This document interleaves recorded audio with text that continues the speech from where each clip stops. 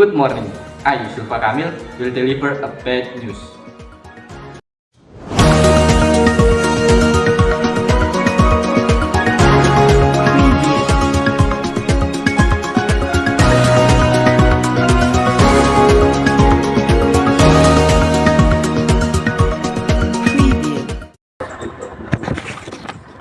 Heavy rains that start on February 5 triggered severe flooding in several areas of DEMAK. Flooding harms infrastructure and agricultural area, and leaving extensive damage.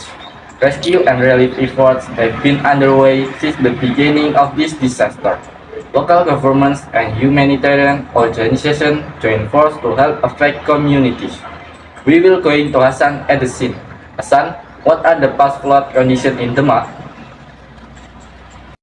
Hassan Faris, will convey at the scene. Emergency services have been working around the clock to evacuate trapped residents, provide medical assistance, and distribute essential supplies to those who remain. The scale of this disaster has excited local resources from an international response.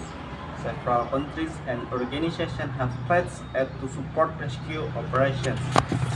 As rescue and recovery efforts continue, amongst the losses and struggles with the enormous challenge presented by the devastating flood. Okay, back to Kamil in the studio.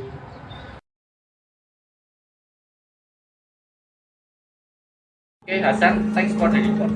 The international community met to support the people of DEMAK. They provide support to help them rebuild their lives and communities after the tragic disaster. That's all the news for today. Have a good day and see you soon.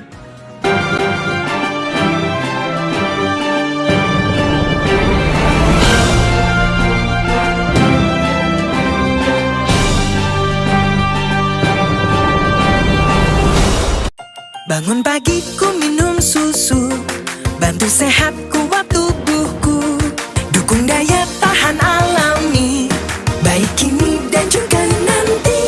Tiap pagi susu fresh and fat.